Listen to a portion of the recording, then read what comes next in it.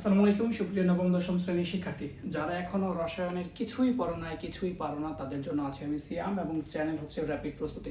এইখানে তোমার রসায়নের 1 থেকে 12টা অধ্যায় সম্পূর্ণ বেসিক সহ শেষ করব আমি, এবং তোমার পরীক্ষাতে যে 75 মার্কের যে তুমি পরীক্ষা দিবা লিখিত এবং টিক চিহ্ন, সেটার সম্পূর্ণ প্রস্তুতির দায়িত্ব হচ্ছে আমার। তোমার কাজ কি? এক, কনফিডেন্স থাকতে হবে, তোমাকে আত্মবিশ্বাসী হতে হবে এবং তোমার নিয়মিত প্র্যাকটিস করতে হবে। এই যদি তুমি যদি এতদিন পড়ো নাই তো কি হয়েছে, এখন পড়বা তাহলে ভালো রেজাল্ট করতে পারবা। এই আত্মবিশ্বাসটা থাকতে হবে। আর 2 হচ্ছে তোমাকে প্রচুর পরিমাণে পরিশ্রম করতে হবে, মানে প্র্যাকটিস করতে হবে। আমি যা যা করতে বলবো রসায়ন পারার জন্য তাই কিছু তুমি করবা, তাহলে দেখবা রসায়নে ভালো করতে পারতেছো। এখন আগে আমরা আলোচনা করে নিই, চলো। তো যেহেতু রসায়ন পড়তে আসছি, শুরুতে জানতে হবে রসায়ন কি, এইখানে কি কোন কোন টপিক নিয়ে আলোচনা করব সেটা আমরা দিব। তোমাদের অনেকের আবার জ্ঞানমূলক প্রশ্ন বা ক প্রশ্ন মনে থাকে না, সেটাও শেখাবো। টিক চিহ্ন কিভাবে ভালো করবা সেটাও বলে দিব, সৃজনশীল কিভাবে লিখবা সেটাও বলে দিব। তোমার কাজ হচ্ছে ক্লাস সম্পূর্ণটা দেখা, আর মাথায় রাখবা ক্লাসটা চেষ্টা করবা না টেনে দেখার। যদি টেনে টেনে দেখো তাহলে কিন্তু অনেক কিছু স্কিপ হয়ে যাবে, তুমি বুঝতে পারবা না। তো চলো শুরুতে জেনে নিই রসায়ন কি। রসায়ন হচ্ছে বিজ্ঞানের একটা শাখা। রসায়ন কি? বিজ্ঞানের একটা শাখা, যেখানে কি করা হয়, যেখানে পদার্থের বিজ্ঞানের যে শাখাতে পদার্থের গঠন, ধর্ম আর একটা হচ্ছে পরিবর্তন নিয়ে আলোচনা করা হয়। কি নিয়ে? পদার্থের গঠন, ধর্ম এবং পরিবর্তন নিয়ে আলোচনা করা হয়, সেটা হচ্ছে রসায়ন। তাহলে পদার্থ জিনিসটা কি আমাদের জানতে হবে। কি পদার্থ কি আমরা জেনে ফেলছি, রসায়ন কি। বিজ্ঞানের যে শাখায় পদার্থের গঠন, ধর্ম এবং পরিবর্তন নিয়ে আলোচনা করা হয় সেটা হচ্ছে রসায়ন। তাহলে পদার্থ কি? পদার্থ হচ্ছে যে জায়গা দখল করে এবং যার ভর আছে। তাহলে পদার্থ জিনিসটা কি? পদার্থ হচ্ছে যে জায়গা দখল করে। কি করে? যে জায়গা দখল করে এবং যার ভর আছে। লিখে রাখো খাতায়, যে জায়গা দখল করে এবং যার ভর আছে সেটা হচ্ছে পদার্থ। তাহলে যেমন তোমাকে যদি বলা হয় যে বাতাস কি পদার্থ? হ্যাঁ, বাতাস যেহেতু ভর আছে, বাতাস জায়গাও দখল করে, বাতাস পদার্থ। তারপর এই মার্কার কি পদার্থ? অবশ্যই, কারণ মার্কার জায়গা দখল করে, মার্কারের ভর আছে, তার মানে এটা পদার্থ। আলোর কি ভর আছে? না, আলোর ভর নেই। আলো কি জায়গা দখল করে? তার মানে আলো কি পদার্থ? না। আচ্ছা, তুমি কি পদার্থ নাকি অপদার্থ? অ্যাকর্ডিং টু ইউর টিচার তুমি হচ্ছে অপদার্থ। কিন্তু খেয়াল করে দেখো, তোমার ভর আছে না? অবশ্যই আছে। তুমি জায়গা দখল করো না? অবশ্যই করো। তার মানে তুমিও একটা পদার্থ। স্যার যা মনে তা বলুক, তুমি হচ্ছে পদার্থ, অপদার্থ না। ওকে ওকে, চলো। তাহলে আমরা দেখলাম, তাহলে গঠন কি? গঠন হচ্ছে দেখতে কেমন। যেমন মানুষ দেখতে কেমন? মানুষ দেখতে কেমন হয়? এই যে 2টা হাত থাকবে, পা থাকবে 2টা, তারপর 2টা চোখ থাকবে, নাক থাকবে, এটাই তো মানুষের গঠন। 2টা কানও থাকে আর মাথায় চুল থাকে, এটা হচ্ছে মানুষের গঠন, স্ট্রাকচার। তারপর চেয়ার বা গাড়ি, গাড়ি দেখতে কেমন? সে গাড়ির স্ট্রাকচার আমরা জানি না? অবশ্যই জানি। এইরকম চাকা দেখতে কেমন? চাকা দেখতে যেরকম হয়, এটা হচ্ছে চাকা স্ট্রাকচার। এই জিনিসগুলো হচ্ছে গঠন, যে কোনো কিছু দেখতে কেমন সেটা হচ্ছে গঠন। তার আরেকটা জিনিস হচ্ছে দেখো ধর্ম। ধর্ম মানে কি? ধর্ম হচ্ছে বৈশিষ্ট্য। ধর্ম মানে কি?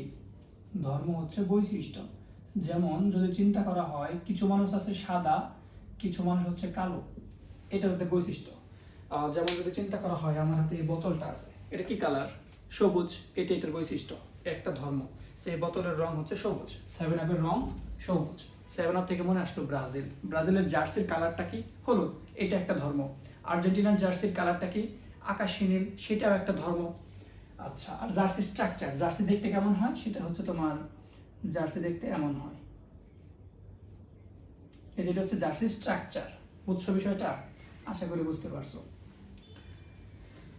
আচ্ছা চলো, পরবর্তীতে পরিবর্তন। পরিবর্তন বলতে আগে কেমন ছিল এখন কেমন হয়েছে। তুমি চিন্তা করে দেখো, যদি আমরা পানির কথা চিন্তা করি, কার কথা? পানি। পানি প্রতিদিন তো পান করো, অবশ্যই করো। পানিকে যদি ফ্রিজে রাখি কি হবে?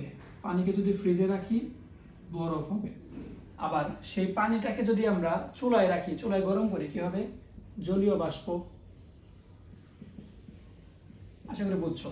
তাহলে পানিকে আমরা ফ্রিজে রাখলে বরফ হয়, চুলায় দিলে জলীয় বাষ্প হয়। পানির পরিবর্তন হয়েছে না? আগে ছিল পানি, পরবর্তীতে হয়েছে বরফ। আগে ছিল পানি, পরবর্তীতে হয়েছে জলীয় বাষ্প। আবার এমন হতে পারে, আমাদের কাছে বরফ ছিল, বরফটাকে যখন আমরা বাইরে রেখে সেটা পানি হয়ে যায়। পানিকে যখন তাপ দেই সেটা হয়ে যায় কি? জলীয় বাষ্প। মানে আগে ছিল বরফ, পরে হয়েছে পানি। ছিল পানি, হয়েছে জলীয় বাষ্প, পরিবর্তন হয়েছে না, এই যে এটাই বোঝায় পরিবর্তন। তাহলে আমরা কি বুঝলাম যে রসায়ন কি সেটা পড়া শেষ। পদার্থ কাকে বলে সেটা বুঝছি, কারণ জায়গা দখল করে ভর আছে, সেটা হচ্ছে পদার্থ। গঠন কি, দেখতে কেমন, স্ট্রাকচার। ধর্ম কি, বৈশিষ্ট্য। পরিবর্তন কি, আগে কেমন ছিল পরবর্তীতে কেমন হয়েছে। বুঝছো না পরিবর্তনটা? সকল কিছু খাতায় লিখে রাখবা। পরবর্তীতে চলো যাই, যে দেখো ওখানে আছে মৌলিক পদার্থ, যৌগিক পদার্থ। গঠন অনুযায়ী আমরা পদার্থকে দুই ভাগে ভাগ করতে পারি। কয় ভাগে ভাগ করতে পারি? দুই ভাগে। কয় ভাগে?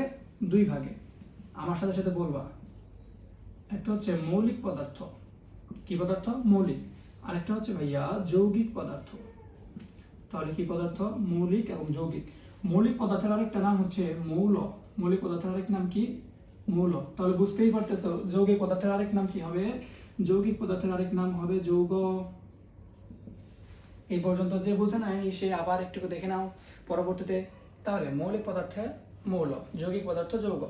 প্রশ্ন আসতে পারে ভাইয়া মৌলিক পদার্থ কি বা কাকে বলে? মৌলিক পদার্থ হচ্ছে, তোমরা এই জিনিসটা পড়ছিলে না যে একটা বিল্ডিং, এই যে বিল্ডিং দেখতে পাচ্ছ, বিল্ডিং ইট দ্বারা, সিমেন্ট দ্বারা, বালু দ্বারা, খোয়া দ্বারা, পানি দ্বারা তৈরি। বিল্ডিং যদি ভাঙি আমরা এই ইট, বালি, পানি, খোয়া, সিমেন্ট এগুলো পাবো। আচ্ছা, ইট যদি ভাঙি মাটি পাবো। মাটিকে যদি আর ভাঙতে থাকি এক সময় এমন এক অবস্থা পাওয়া যাবে যেটাকে আর ভাঙা যায় না, যেটা হচ্ছে অবিভাজ্য। ডেমোক্রিটাস বলছিল আর কি। পরবর্তীতে যদিও দেখা যায় যে আসলে অবিভাজ্য না, সেটাকেও ভাঙা যায়। সেই অনুযায়ী যেই পদার্থকে ভাঙলে সেই পদার্থ ছাড়া আর কিছুই পাওয়া যায় না, সেটা হচ্ছে মৌলিক পদার্থ। যেই পদার্থকে ভাঙলে শুধু সেই পদার্থই পাওয়া যায়, সেটা মৌলিক পদার্থ। আর যৌগিক পদার্থ কি? যেই পদার্থকে ভাঙলে একাধিক মৌলিক পদার্থ পাওয়া যায়, সেটা হচ্ছে কি? যৌগিক পদার্থ। তাহলে মৌল বা মৌলিক পদার্থ, আমাদের পৃথিবীতে মৌল আছে কয়টা জানো? আমাদের মৌল আছে হচ্ছে 118টা। মুখস্থ করে ফেলো, মৌল আছে কয়টা? 118টা। এর মাঝে আমাদের পৃথিবীর প্রকৃতিতে পাওয়া যায় 98টা পাওয়া যায় প্রকৃতিতে। তাহলে 118টা মৌল বা মৌলিক পদার্থ মোট 118টা, আর প্রকৃতিতে পাওয়া যায় 98টা। তাহলে বাকি কয়টা থাকে? বাকি থাকে 20টা। এই 20টা পাওয়া যায় ল্যাবরেটরিতে। কোথায়? ল্যাবরেটরিতে বা গবেষণাগার বলতে পারো, এটা হচ্ছে প্রকৃতিতে পাওয়া যায়। আচ্ছা, আর 26 ধরনের মৌলিক পদার্থ হিউম্যান বডিতে, মানব শরীরে পাওয়া যায়।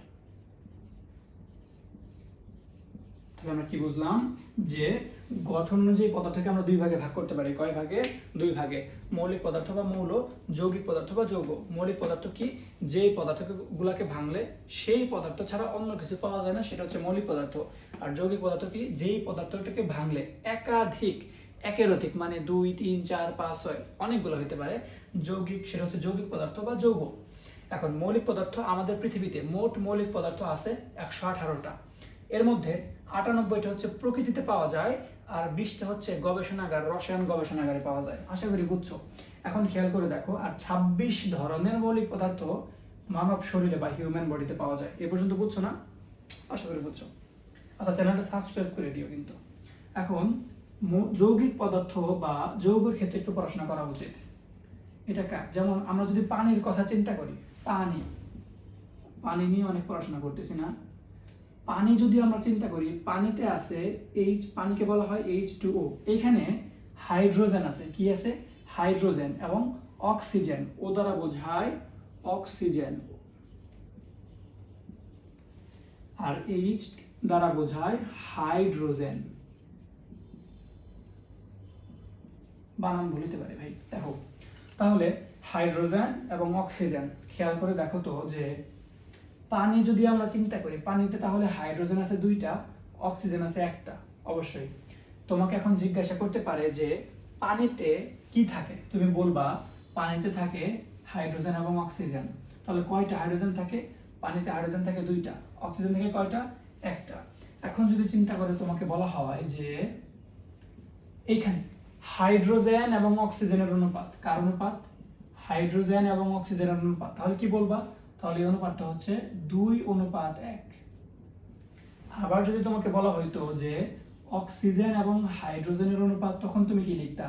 তখন লিখতা না 1:2। আশা করি বুঝছো। আবার তোমাকে দেখো, চিন্তা করে অনেক কিছু বলা হইতে পারে, তোমাকে মাথা ঠান্ডা রেখে বলতে হবে। এখন আরেকটা জিনিস আমরা শিখবো, সেটা হচ্ছে দেখো যে অ্যামোনিয়া। কি ভাইয়া?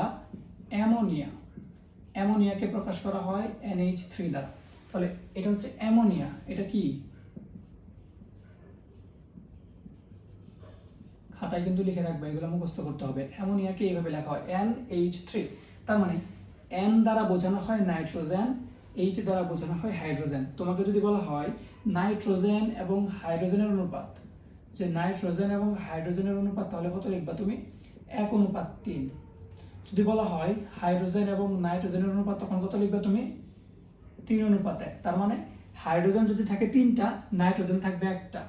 নাইট্রোজেন যদি থাকে 1টা, হাইড্রোজেন থাকবে 3টা। আশা করি বুঝছো? বোঝো নাই? অবশ্যই বুঝছো। এগুলো তো সহজ জিনিস, এগুলো বুঝবা না কেন ভাই? আচ্ছা চলো, তাহলে আমরা অনেক কিছু করে ফেলছি না? আমরা কি করে ফেলছি? মৌলিক পদার্থ পড়ে ফেলছি, যৌগিক পদার্থ পড়ে ফেলছি। এখন তোমাকে একটা জিনিস বলে রাখি, তোমার কিন্তু মেইন বই বারবার রিডিং করতে হবে, মূল বইটা বারবার রিডিং করতে হবে। আমার সামনে তোমার মূল বই দেওয়া আছে ল্যাপটপে। এখন আমাদের পড়তে হবে পরমাণু বা অণু জিনিসটা কি। আচ্ছা, পরমাণু হচ্ছে তোমার কি, দেখো, এই মৌলিক পদার্থের ক্ষুদ্রতম কণা। আমরা যে জিনিসটা দেখলাম যে অ্যাটম বা পরমাণু, যেটাকে আর ভাঙা যায় না, পরবর্তীতে দেখা যায় সেগুলারেও ভাঙা যায়, সেটা নিয়ে পরে আলোচনা করি। দেখো, বলা হয়েছে পরমাণু এবং অণু। পরমাণু হচ্ছে তোমার মৌলিক পদার্থের একটা ক্ষুদ্রতম কণা, যেটার ভেতরে মৌলিক পদার্থের সকল বৈশিষ্ট্য থাকে। আর অণু হচ্ছে একাধিক পরমাণু নিয়ে গঠিত। তার মানে কি বুঝলাম? যে পরমাণু হচ্ছে একটা মৌলিক পদার্থের ক্ষুদ্রতম কণা, যার মধ্যে মৌলিক পদার্থের সকল গুণাগুণ থাকে। যেমন তোমার যদি একটা কেক দেওয়া হয়, একটা কি দেওয়া হয়? কেক। বা ধরো তোমাকে শরবত দেওয়া হলো, কি দেওয়া হয়েছে? শরবত দেওয়া হয়েছে, 1 জগ পরিমাণ শরবত দেওয়া হয়েছে। এখন সেই শরবত থেকে তুমি যদি 1 গ্লাস শরবত নাও, 1 জগের শরবতের মধ্যে যে গুণাগুণটুকু ছিল, তোমার 1 গ্লাসের ভেতরে কিন্তু সেই গুণাগুণই আছে। ঠিক আছে? আর রসায়নের জিনিসগুলো আমরা যে উদাহরণ বলি, এগুলো দেখবা মনে রাখার জন্য বলতেছি, আসলে এগুলো হয় না রসায়ন। তাহলে পরমাণু কি? ছোট্ট একটা অংশ যেটাতে মৌলিক পদার্থের গুণাগুণগুলো থাকে। আর অণু হচ্ছে কি? একাধিক পরমাণু নিয়ে গঠিত হচ্ছে অণু। কি নিয়ে গঠিত? একাধিক পরমাণু। তাহলে পরমাণু আর পরমাণু মিলে হয় কি? অণু। এইগুলো কিন্তু বোঝার জন্য, জাস্ট মনে রাখার জন্য, এইভাবে পরীক্ষাতে লিখো না।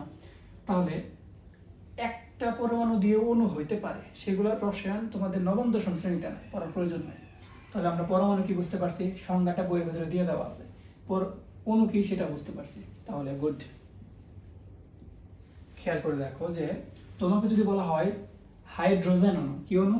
হাইড্রোজেন অণু, তুমি কি লিখবা জানো? লিখবা H2। যদি তোমাকে বলা হয় অক্সিজেন অণু, লিখবা O2।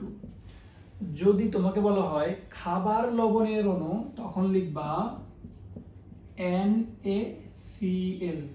N বড় হাতের, A ছোট হাতের, C বড় হাতের, L ছোট হাতের। এটাকে বলা হয় সোডিয়াম ক্লোরাইড। এটাকে কি বলা হয়? Sodium chloride. এখন দেখো যে এখানে আছে হাইড্রোজেন এবং অক্সিজেন, এটা হচ্ছে সোডিয়াম এবং এটা হচ্ছে ক্লোরিন। এই পর্যন্ত আশা করি ক্লিয়ার। এখন মাথায় রাখবা একটা জিনিস আমরা পড়ছিলাম না, যে মৌলিক পদার্থ আছে কয়টা? 118টা। সেই 118টা মৌলিক পদার্থ তোমার 9ম-10ম শ্রেণী বইয়ের 62 এবং 63 পৃষ্ঠাতে দিয়ে দেওয়া আছে। আমি তোমাকে একটা পর্যায় সারণী দেখাচ্ছি। এইটাকে বলা হয় পর্যায় সারণী। এখানে দেখবা hydrogen, helium, lithium, beryllium, boron, carbon, nitrogen. এইভাবে যখন সিরিয়ালে পড়বা না, এইখানে দেখো জিঙ্ক আছে, এই জিঙ্ক পর্যন্ত তোমাকে পড়তে হবে। এই 30টা তোমার মুখস্থ করা কাজ, খাতায় লিখে রাখো পড়া কি। এই 30টা মুখস্থ করতে হবে, বুঝছো না বিষয়টা? এই 30টা যখন মুখস্থ করবা, সেইখানে এই হাইড্রোজেন, অক্সিজেন, সোডিয়াম, ক্লোরিন সকল কিছুই পাবা। এখন তোমাকে দেখো, অণু তো বুঝতে পারছো, এই যে অক্সিজেন, হাইড্রোজেন, সোডিয়াম ক্লোরাইড বা খাবার লবণ। এটা কি? সোডিয়াম ক্লোরাইডকে বলা হয় খাবার লবণ। এখানে একটা জিনিস লিখে রাখছি না, মৌলিক অণু, যৌগিক অণু। খেয়াল করে দেখো তো, এই হাইড্রোজেনের ভেতরে আমরা যদি হাইড্রোজেনটা খেয়াল করে দেখি, এখানে 2টা হাইড্রোজেন আছে। কয়টা হাইড্রোজেন আছে? 2টা হাইড্রোজেন আছে।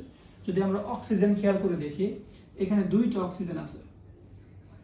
যদি আমরা সোডিয়াম ক্লোরাইডের কথা চিন্তা করে দেখি, এখানে একটা আছে সোডিয়াম, একটা আছে ক্লোরিন। এইটাই তো জিনিস, তাই না? খেয়াল করে দেখো তো, হাইড্রোজেন অণু তৈরি হয়েছে কি নিয়ে? হাইড্রোজেন অণু তৈরি হয়েছে 2টা হাইড্রোজেন নিয়ে। তার মানে হাইড্রোজেন, আমরা জানি হাইড্রোজেন হচ্ছে মৌলিক পদার্থ। যেহেতু এখানে 2টাই মৌলিক পদার্থ, এই কারণে এটা হচ্ছে মৌলিক অণু। আবার এইখানে অক্সিজেন অণুটা কি মৌলিক অণু। এটা হচ্ছে খাবার লবণের অণু বা সোডিয়াম ক্লোরাইডের অণু। এখানে সোডিয়াম এবং ক্লোরিন, সোডিয়াম একটা মৌলিক পদার্থ, ক্লোরিন আরেকটা মৌলিক পদার্থ। যদি ভিন্ন রকমের দুটা মৌলিক পদার্থ যুক্ত হয় সেটা হচ্ছে যৌগিক অণু। তাহলে তোমাকে যদি কোয়েশ্চেন করা হয় যে KCl, কে বোঝানো হয় পটাশিয়াম এবং Cl তে বোঝানো হয় ক্লোরিন, তাহলে পটাশিয়াম ক্লোরাইডের ভেতরে এটা কি মৌলিক অণু নাকি যৌগিক অণু? যৌগিক অণু বলো তো। অবশ্যই যৌগিক অণু, কারণ কি পটাশিয়াম একটা মৌলিক পদার্থ, ক্লোরিন আরেকটা মৌলিক পদার্থ। যদি ভিন্ন ধর্মী মৌলিক পদার্থ থাকে সেটা হচ্ছে যৌগিক অণু, যদি একই মৌলিক পদার্থ থাকে সেটা হচ্ছে কি মৌলিক অণু। আশা করি বুঝছো, বুঝো নাই? অবশ্যই বুঝছো। এখন তোমাকে যে বললাম যে তোমার পর্যায় সারণী বের কইরা 30টা মৌল মুখস্থ করবা, সেটা মুখস্থ করার পর ক্লাসগুলো দেখবা, সেটা মুখস্থ করার পর ভাই দেখতে পারবা হাইড্রোজেনকে বাংলায় আমরা কিভাবে লিখি। হাইড্রোজেনকে বাংলায় আমরা লিখি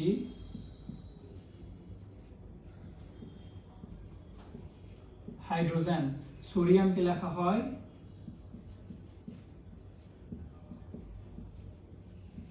সোডিয়াম। কিন্তু তোমার রসায়ন বইয়ে এই যে পর্যায় সারণী আছে না, সেখানে কি দেখবা হাইড্রোজেনকে লেখা হয়েছে H দ্বারা এবং সোডিয়ামকে লেখা হয়েছে Na দ্বারা। এখন তোমাকে বলি, যদি আমরা হাইড্রোজেনের বানানটা লিখি তাহলে আমরা কি দেখতে পাই? হাইড্রোজেনের বানান হচ্ছে HY হাই, DRO হাইড্রো, GEN। যদি আমরা সোডিয়ামের বানান তো এইভাবে, কিন্তু ল্যাটিন ভাষায় সোডিয়ামকে ভাইয়া বলা হয় ন্যাট্রিয়াম। কি বলা হয়? ন্যাট্রিয়াম। এই ন্যাট্রিয়ামের Na দিয়ে সোডিয়াম বোঝায়, হাইড্রোজেনের H দিয়ে হাইড্রোজেন বোঝায়। আশা করি এই পর্যন্ত বুঝছো। আবার যদি তোমাকে বলা হয় কার্বন, কার্বনের নাম শোনো নাই? অবশ্যই শুনছো। কার্বন ডাই অক্সাইড শুনছো না? কার্বনকে প্রকাশ করা হয় C দ্বারা, এবং যদি আমরা লিখি তাহলে CARBON। এই পর্যন্ত বুঝছো যে C দ্বারা কার্বন বোঝানো হয়। তাহলে প্রশ্ন আছে ভাইয়া প্রতীক কাকে বলে? এই যে দেখো, হাইড্রোজেন একটা মৌলিক পদার্থ, সোডিয়াম মৌলিক পদার্থ, কার্বন মৌলিক পদার্থ, helium, lithium, beryllium, boron, carbon সকলেই মৌলিক পদার্থ। এই মৌলিক পদার্থগুলোকে আমরা যদি সংক্ষিপ্তভাবে প্রকাশ করি, ইংরেজি বা ল্যাটিন, এটা কি ন্যাট্রিয়াম কি ল্যাটিন নাম না? অবশ্যই ল্যাটিন নাম। এখানে আরেকটা জিনিস হইতে পারে, আরো অনেক আছে, হইতে পারে কপার। যদি আমরা কপারের কথা চিন্তা করি, কপারকে বলা হয় Cu দ্বারা, এবং এটার ল্যাটিন হচ্ছে CPRUM।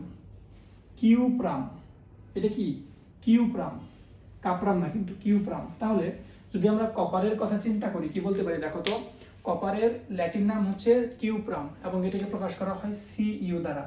একটা জিনিস খেয়াল করে বলো, শুধু C দ্বারা প্রকাশ করলে কি কোনো প্রবলেম হইতো? অবশ্যই হইতো। দেখো তো, আমরা কার্বনকে C দ্বারা প্রকাশ করছি না, তাহলে কপারকেও যদি C দ্বারা প্রকাশ করি তাহলে তো আর হইলো না। হইলো কি? অবশ্যই হইলো না। এই কারণে এই ক্ষেত্রে আমরা দুইটা লেটার নিছি। প্রথমটা হবে বড় হাতের, পরেরটা হবে কি ছোট হাতের। প্রথমটা হবে বড় হাতের, পরেরটা হবে ছোট হাতের। মাথায় রাখবা, প্রতীক লেখার জন্য ফার্স্ট লেটারটা অবশ্যই ক্যাপিটাল হইতে হবে। প্রতীক লেখার জন্য কি করতে হবে? প্রথম যে লেটারটা থাকবে সেটা হচ্ছে ক্যাপিটাল বা বড় হাতের হইতে হবে। তাহলে হাইড্রোজেন লিখবো আমরা H দ্বারা। যদি তুমি ছোট হাতের H লিখে রাখো হাইড্রোজেন, সেটা কিন্তু হাইড্রোজেন না। যদি তুমি সোডিয়ামকে এইভাবে লিখো যে Na, না, বাংলিশ মেসেজ যেমন করো, এটা কিন্তু সোডিয়াম না। আবার যদি তুমি এরকম লেখো Na, এটাও কিন্তু সোডিয়াম না। সোডিয়াম প্রকাশ করার জন্য তোমাকে প্রথমটা বড় হাতের, পরবর্তীতে যা থাকবে সকল কিছু হবে ছোট হাতের। এই পর্যন্ত আশা করি বুঝতে পারছো। তাহলে আমাদের কি প্রতীক শেষ, পরবর্তীতে আছে সংকেত। সংকেত হচ্ছে, তাহলে প্রতীক কি? কোন মৌলের ইংরেজি বা ল্যাটিন নামের সংক্ষিপ্ত রূপকে প্রতীক বলে। সেগুলো তুমি রিডিং বলে বুঝতে পারবা। দুটো যখন একরকম হয়ে গেছিল তখন আমরা কি করছি? কার্বনকে C রাখছি এবং কপারকে কিউপ্রামকে Cu লিখছি। এখন সংকেত হচ্ছে অণুর সংক্ষিপ্ত রূপ। সংকেত কি? সংকেত হচ্ছে অণুর সংক্ষিপ্ত রূপ।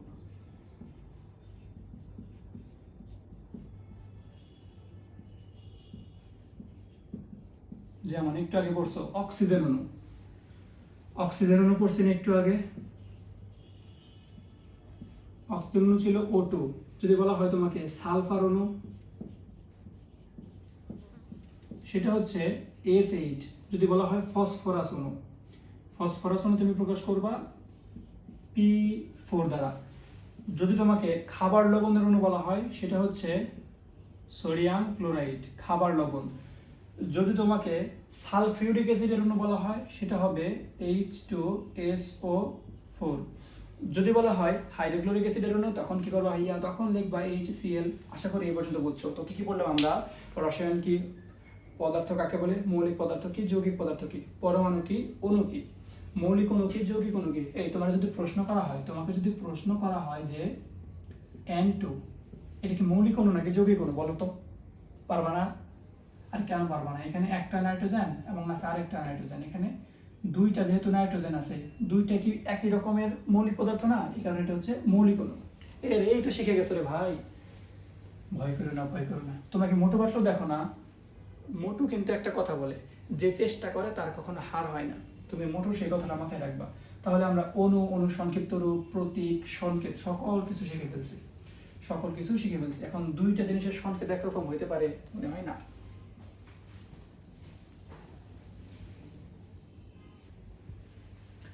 এখানে আবার আরেকটা জিনিস দেখতেছি, আমরা কি পড়ছি যে পরমাণু, কোনো কিছু যদি আমরা ভাঙতে চাই সেটা ছোট হয়ে যায়, সেটা কি একটা অবিভাজ্য আসে।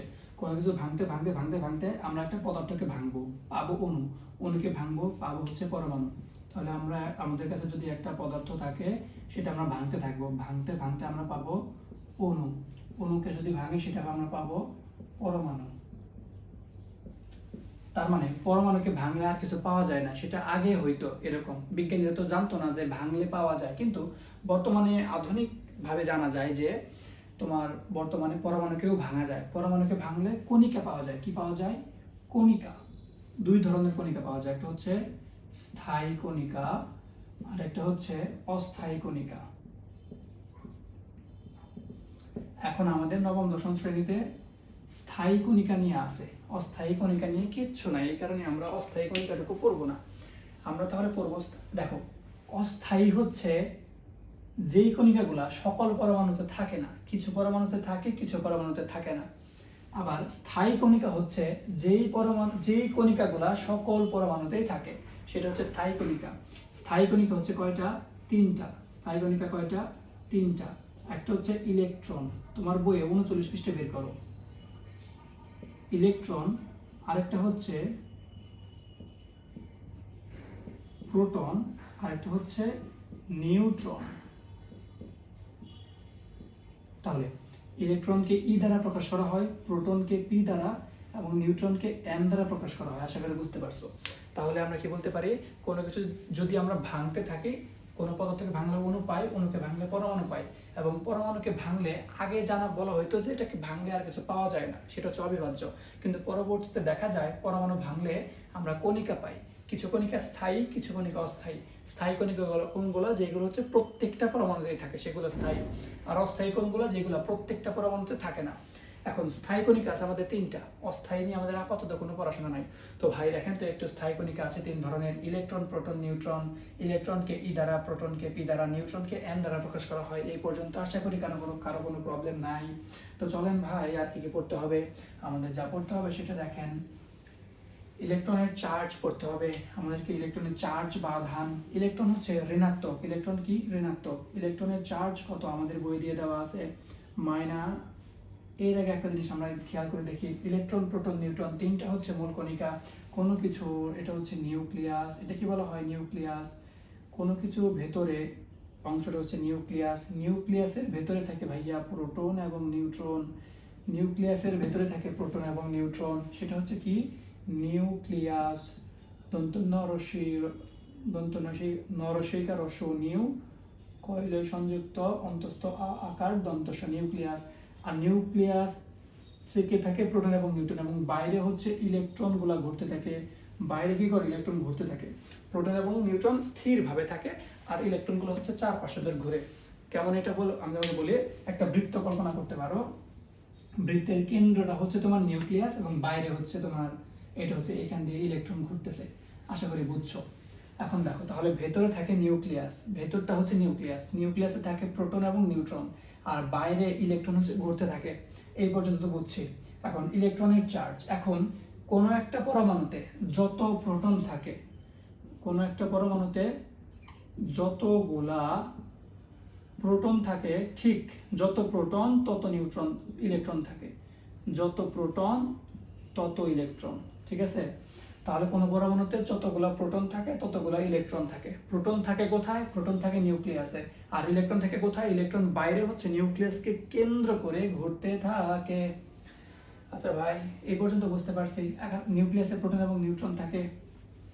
এখন যখন তুমি প্রোটন এবং নিউট্রন সংখ্যাটা যোগ করবা, মনে করো যে কারো প্রোটন আছে, এটা সংখ্যা, কারো প্রোটন আছে 10টা, কারো নিউট্রন আছে 10টা, তাহলে এই প্রোটন এবং নিউট্রন যোগ করলে আমরা যেটা পাই, প্রোটন সংখ্যা এবং নিউট্রন সংখ্যা যোগ করলে যেটা পাই সেটা হচ্ছে ভর সংখ্যা।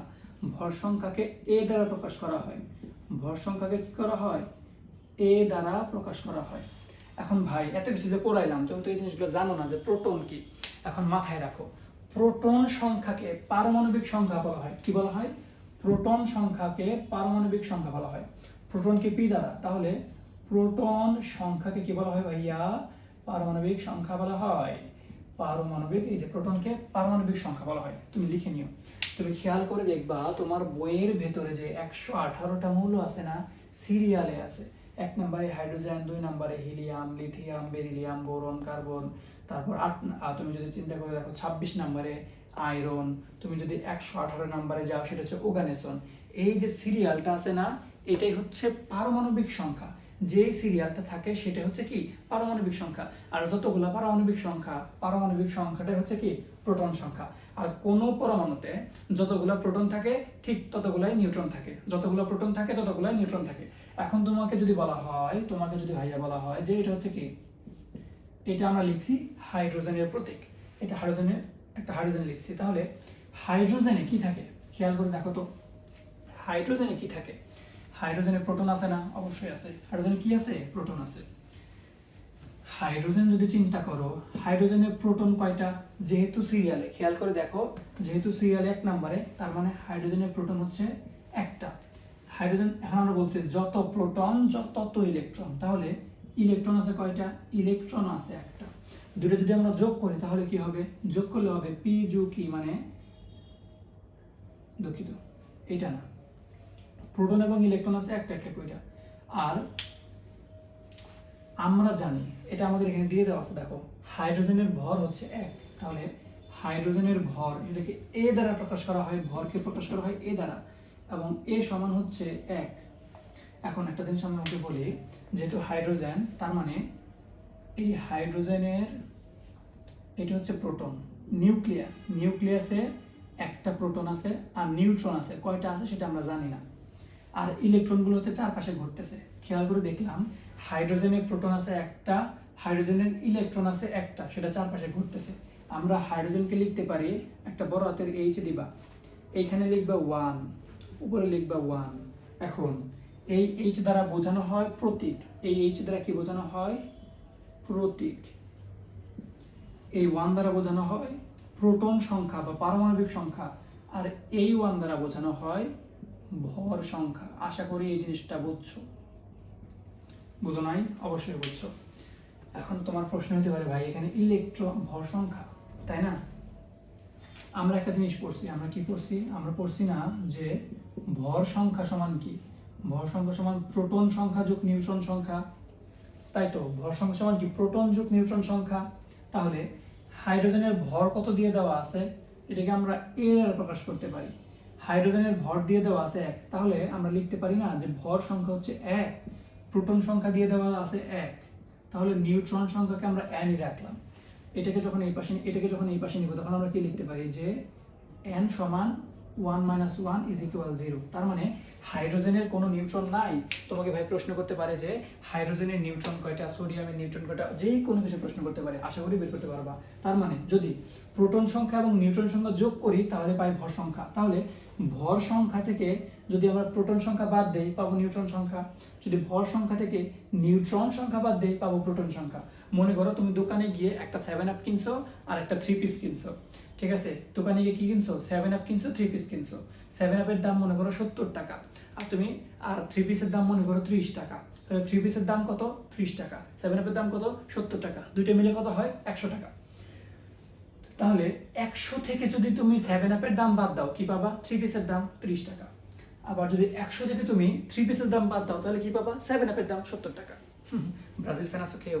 দুঃখিত। আচ্ছা দেখো, যদি এখন সোডিয়ামের কথা বলা হয়, যেটা তোমার বইয়ে দিয়ে দেওয়া আছে, তোমার বইয়ে দেওয়া আছে, মনে করো যে সোডিয়াম কি দেওয়া আছে? সোডিয়াম। সোডিয়ামকে কি লেখা হয়? Na। Na হচ্ছে নাট্রিয়াম, যেটা ল্যাটিন নাম, এটা হচ্ছে তার প্রতীক। সোডিয়ামের পারমাণবিক সংখ্যা হচ্ছে কত? 11, মানে 11 লিখলাম। আর সোডিয়ামের ভর সংখ্যা হচ্ছে কত? 30। ভাই তাহলে কি হইতে পারে? আমরা পারমাণবিক সংখ্যা 11, ভর সংখ্যা হচ্ছে 23। এই সোডিয়ামের প্রোটন সংখ্যা আমরা লিখতে পারি কত? 11। ইলেকট্রন সংখ্যা কত? যতগুলো প্রোটন ততগুলো ইলেকট্রন। প্রোটন যেহেতু 11, ইলেকট্রন হবে কত? ইলেকট্রন হবে 11। তাহলে নিউট্রন কত? ভাই নিউট্রন কত সেটা তো আমরা জানি না, কিন্তু এখানে দেওয়া আছে না এটার ভর সংখ্যা 23। তাহলে ভর সংখ্যা হলো a, ভর সংখ্যা হচ্ছে প্রোটন সংখ্যা এবং নিউট্রন সংখ্যার যোগফল। তার মানে ভেতরে আছে 30 এবং বাইরে হইলো 11টা ঘুরতেছে, তাই না? তাই তো।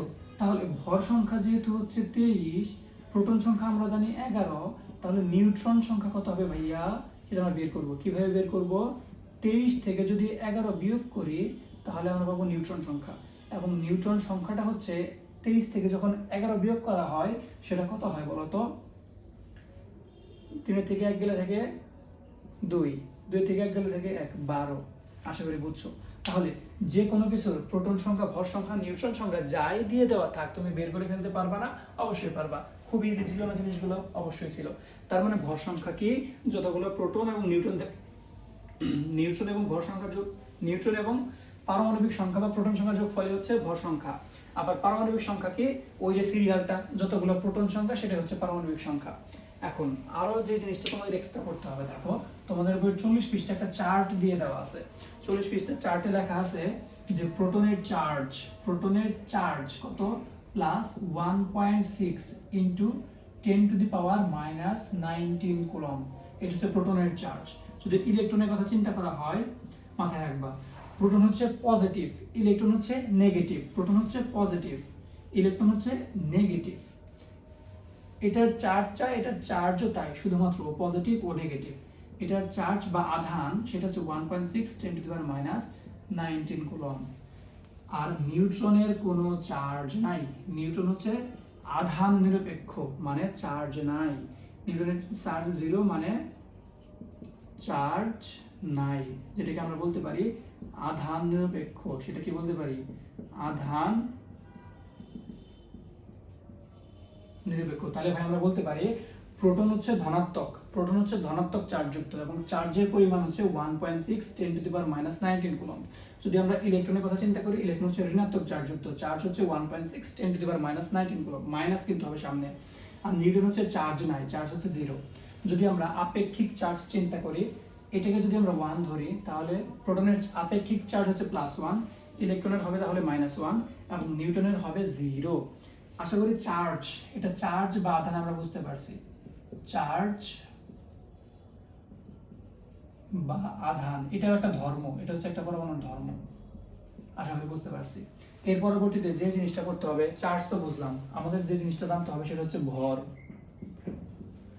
ভর যদি ভর জানি, প্রোটনের ভর, ইলেকট্রনের ভর, দুঃখিত, নিউট্রনের ভর। প্রোটনের, ইলেকট্রনের ভরটা আমরা দেখি। ইলেকট্রনের ভর হচ্ছে 9.11 into 10 to the power minus 31। এখানে মাথায় রাখবা কেজি আছে নাকি গ্রাম আছে, কেজি আছে নাকি গ্রাম আছে, সেই এককটা মাথায় রাখা লাগবে। যদি কেজি থাকে তাহলে কেজি, যদি গ্রাম থাকে তাহলে গ্রামে নিবা। নিউটনের ভর হচ্ছে 1.675 into 10 to the power minus 24 গ্রাম। আবার প্রোটনের ভর হচ্ছে 1.6 ইন্টু, দুঃখিত, 1.673 into 10 to the power minus 24 গ্রাম। খেয়াল করে দেখো, তাহলে তোমাকে যদি কেউ বলে যে প্রোটনের ভর বেশি, এই যেটা হচ্ছে প্রোটনের ভর, আর এটা হচ্ছে ইলেকট্রনের ভর, প্রোটনের ভর বেশি নাকি ইলেকট্রনের ভর বেশি, খেয়াল করে দেখো তো। এখানে আছে 1.671 into 10 to the power minus 24, মানে 0.এর পরে 24 ঘর পর্যন্ত, আর এটা হলো দশমিকের পরে 31 ঘর পর্যন্ত। বলো তো 0.1 বড় নাকি হচ্ছে 0.0001 বড়? অবশ্যই এটা বড়। তার মানে যেহেতু দশমিকের পরে 24 ঘর এটা দশমিকের পরে 31 ঘর, তার মানে এই ভরটা হচ্ছে বড়, এটা কি, এই ভরটা হচ্ছে বড় আর ইলেকট্রনের ভর হচ্ছে ছোট। আবার খেয়াল করে দেখো এই দুটো কিন্তু আবার সেম ভরের, তার মানে প্রোটন এবং নিউট্রনের ভর সেম, ইলেকট্রনের ভর অনেক গুণ কম। কত গুণ কম? ইলেকট্রনের ভর অনেক গুণ কম। আবার খেয়াল করে দেখো আপেক্ষিক ভর দিয়ে দেওয়া আছে, যদি প্রোটনের আপেক্ষিক ভর হচ্ছে +1, নিউটনের আপেক্ষিক ভর যেহেতু দুইটা সমান তার মানে এটাও +1, আর সোডিয়ামের আপেক্ষিক ভর যেহেতু এটা অনেক ছোট, কত ছোট, 1837 অথবা 1840 গুণ ছোট, এই কারণে ইলেকট্রনের ভরটাকে, আপেক্ষিক ভরটাকে 0 ধরা হয়। আশা করি ভাই এই পর্যন্ত যা কিছু পড়ালাম সকল কিছু বুঝছো। আমরা 2 মিনিটের ভেতরে সকল কিছু রিভিশন করে নেই। শুরুতে ভাই কি পড়ছি? শুরুতে পড়ছি রসায়ন। কি রসায়ন? হচ্ছে বিজ্ঞানের একটা শাখা যেখানে পদার্থের গঠন, ধর্ম, পরিবর্তন নিয়ে আলোচনা করা হয়। সেখান থেকে আসলে আমাদের পদার্থ, তাহলে পদার্থ কি? পদার্থ হচ্ছে তোমার যার ভর আছে এবং যে জায়গা দখল করে সেটা হচ্ছে পদার্থ। তারপর আমরা বললাম যে ধর্মটা কি? ধর্ম হচ্ছে যেটা বৈশিষ্ট্য, পরিবর্তন হচ্ছে আগে কেমন ছিল এখন কেমন হয়েছে। মৌলিক পদার্থ আমরা পাই মৌলিক পদার্থ। মৌলিক পদার্থ হচ্ছে যেই পদার্থকে ভাঙলে সেই পদার্থ ছাড়া অন্য কোনো পদার্থ পাওয়া যায় না, সেটা মৌলিক। আবার যৌগিক পদার্থ, যেই পদার্থকে ভাঙলে সেই পদার্থ ছাড়া একাধিক পদার্থ পাওয়া যায়, সেটা হচ্ছে যৌগিক পদার্থ। আর যৌগিক পদার্থের আরেকটা জিনিস দেখে নিই তো, দেখো আমরা চক পড়ছিলাম না? চক যেটাতে আমরা লিখি সেটা হচ্ছে ক্যালসিয়াম কার্বনেট। এখানে কি আছে দেখো তো, ক্যালসিয়াম আছে, কার্বন আছে এবং অক্সিজেন আছে, তিনটা জিনিস আছে, ক্যালসিয়াম, কার্বন, অক্সিজেন, তিন ধরনের মৌলিক পদার্থ আছে। কি কি আছে এখানে? ক্যালসিয়াম আছে, কার্বন আছে, অক্সিজেন আছে। ক্যালসিয়াম আছে একটা, কার্বন আছে একটা, অক্সিজেন আছে তিনটা। তাহলে অনুপাত ক্যালসিয়াম কার্বন অক্সিজেনের অনুপাত, এটা আছে 1:1:3 আমরা বলতে পারি। বুঝছো? এটা হচ্ছে যৌগিক পদার্থ। তারপর পরমাণু এবং অণু। পরমাণু হচ্ছে কি? মৌলিক পদার্থের ক্ষুদ্রতম কণা যার মধ্যে মৌলের গুণাগুণ থাকে। আর অণু হচ্ছে কি? একাধিক পরমাণু নিয়ে যেটা গঠিত, সেটা হচ্ছে অণু। আর মাথায় রাখবা পরমাণু স্বাধীনভাবে মানে একা একা থাকতে পারে না, কিন্তু অণু হচ্ছে স্বাধীনভাবে থাকতে পারে। তারপর মৌলিক অণু, যদি খেয়াল করে দেখলাম যে মৌলিক অণু হচ্ছে কি? যদি দুইটা পরমাণুতে অণুতে যদি পরমাণুগুলা একই মৌলের হয় সেটা হচ্ছে মৌলিক অণু, যদি ভিন্ন মৌলের হয় সেটা হচ্ছে যৌগিক অণু। তারপর প্রতীক কি ভাইয়া? প্রতীক হচ্ছে কোন মৌলের ইংরেজি বা ল্যাটিন নাম বা আরবি নাম, বোরনের নাম কিন্তু আরবি থেকে আসছে, আরবি নাকি ফরাসি, মনে হয় আরবি, সেটা কিন্তু তোমার প্রতীক, নামের সংক্ষিপ্ত রূপ। সংকেত কি? সংকেত হচ্ছে তোমার অণুর সংক্ষিপ্ত রূপ, যেমন পানিকে আমরা H2O দ্বারা, হাইড্রোক্লোরিক অ্যাসিডকে HCl দ্বারা অনেক কিছু বলছি। পারমাণবিক সংখ্যা কি? এই যে প্রোটন সংখ্যাটাই হচ্ছে পারমাণবিক সংখ্যা, আর এটা আমরা সিরিয়ালে দেখাই দিছি যে এই যে এটা হচ্ছে সিরিয়াল। তারপর ভর সংখ্যা কি? সেটাও তো আমরা শিখতে পারছি ভাই, যে ভেতরে থাকে কি? ভেতরে থাকে প্রোটন এবং নিউট্রন, বাইরে হচ্ছে ইলেকট্রনগুলো ঘুরতে থাকে। ভেতরে যে প্রোটন এবং নিউট্রনগুলো থাকে, সেই নিউট্রন এবং প্রোটনের যোগফলটা হচ্ছে নিউট্রন সংখ্যা এবং প্রোটন সংখ্যার যোগফলকে ভর সংখ্যা বলা হয়। এখন একটা জিনিস বলে রাখি, আমি যে এখানে PEN এগুলো ব্যবহার করছি যে প্রোটন সংখ্যার জন্য, এটা কিন্তু আসলে ম্যাথমেটিক্যালি তুমি খাতায় লিখতে পারবে না, এটা সঠিক না। তোমাকে বোঝানোর সুবিধার জন্য এবং আমি তাড়াতাড়ি করার জন্য PNE এগুলো ব্যবহার করছি। তুমি সেখানে লিখবা প্রোটন সংখ্যা, এভাবে বাংলা লিখবা, ইলেকট্রন সংখ্যা এভাবে লিখবা। আরেকটা জিনিস পড়ছিলাম স্থায়ী মূল কণিকা, অস্থায়ী মূল কণিকা। অস্থায়ী মূল কণিকা হচ্ছে অনেকগুলো থাকতে পারে, আর স্থায়ী মূল কণিকা হচ্ছে 3টা। অস্থায়ী মূল কণিকা 100-র উপরে আছে, সেই কথা আমার প্রয়োজন নাই। তো ভাই আশা করি দেখি যে এই ক্লাসের যা কিছু পড়াইছি মনে হয় তুমি খুব ভালো করে পারছো। ঠিক আছে, এখন তোমার কাজ, যদি ক্লাস ভালো লাগে থাকে না, এই ক্লাসের নোটটা তুমি হচ্ছে এই কমেন্টেই দিয়ে দিবা, কমেন্টে। আর যদি কোনো কিছু বুঝতে অসুবিধা হয় সেটাই কমেন্টে করবা যে ভাই এই এত নাম্বার মিনিটে আমি জিনিসটা বুঝি নাই। আর তোমার চ্যানেলটা হচ্ছে তুমি এই চ্যানেলটা সাবস্ক্রাইব করে দিও, আর এই ক্লাসগুলো তোমার ফ্রেন্ডদেরকে দিয়ে দিও। বাই।